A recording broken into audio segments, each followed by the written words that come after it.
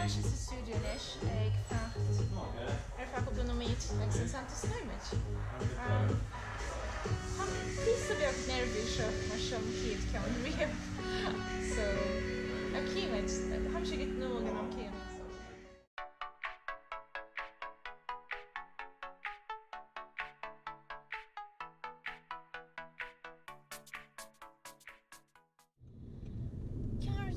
So lá ana ada bhíán nach ra Christúr.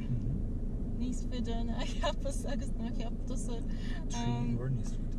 Trí gá uair níos fuide. Bhí mar ceappa go meach sé uair chléig arad agus bhí sé actually 3 uair chléig arad. Acha go leor san rí title. So tuigim me an am céan sé Dakar. Ní ra sé ro bhíonmhar. Agus cinnte nach rás ag cuine. Cinnte.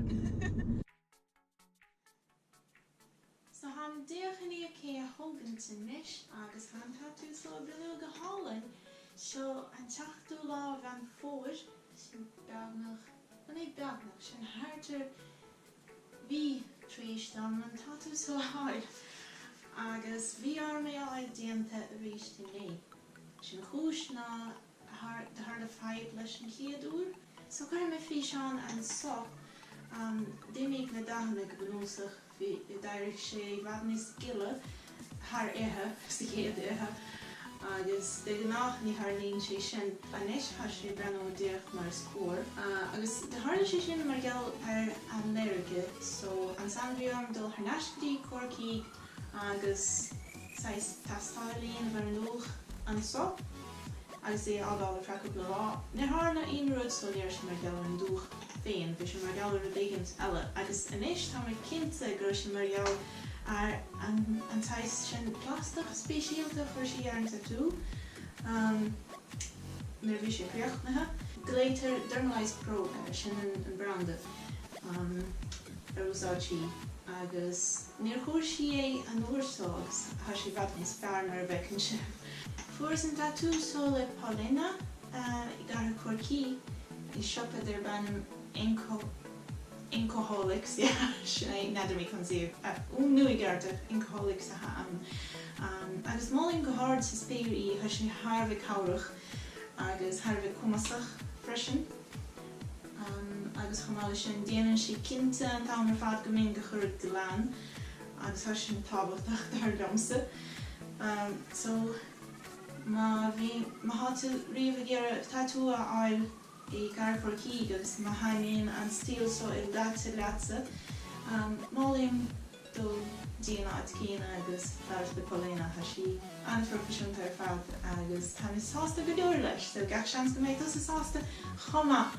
So, inis tar méid cuaram dúr amul ar feadh tríomh sé ama agus cíime sé bhí gan cúpla seachtain.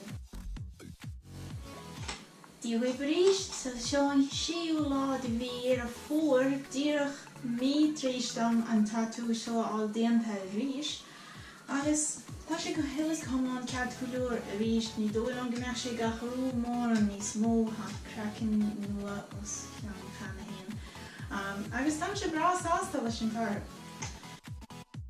Sin cúis go chuirsa an stáiseachas féidir nó dhégan nó mo chosa nó ar teigent níos go tíanta. Ná bhí mé géar tatú ar féidir chuir blach go híosca. So mar bhfuil mé géar I thuispáint ní gáda an dar fad. Agus is mé go chaithim se leinte agus blúsanna agus rudí chusóla sin gan sá agus tha siad séis dá heice.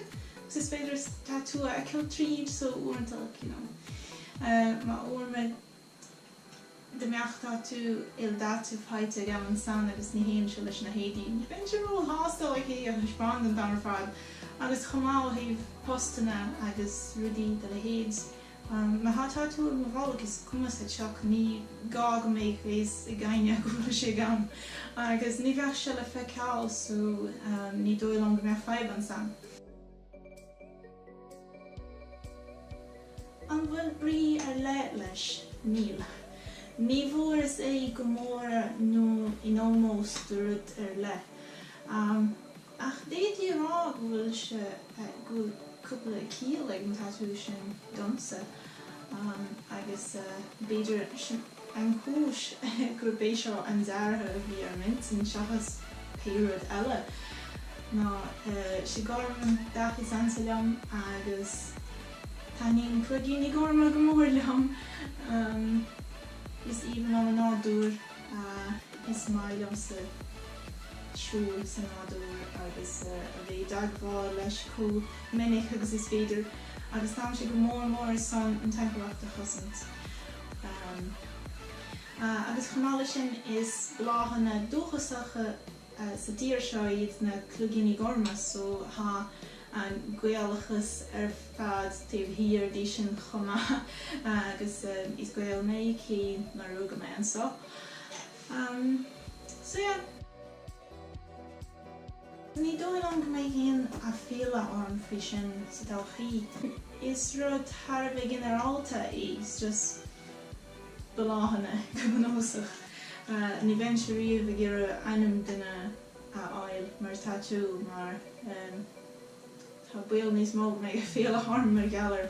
Fiú mas déana caiúil so mar hapla bearc is even man bearc sin an ceoltóir is amsa leam mar dam ach Stauchaí má dhéanann si rudéigent Harvest canalach agus nach daíonn sin hominíoch ar bhéin bheach annach chud a féla arm as tatú bearc bheith arm. Ní bhain se riamh gur on rud súnach mar tatú. Arénos, má bhainte taithnamh as an bhí seán seo, táir ordódó agus lean clús réin i gcóir tuile bhí seán stíle amachchan seo.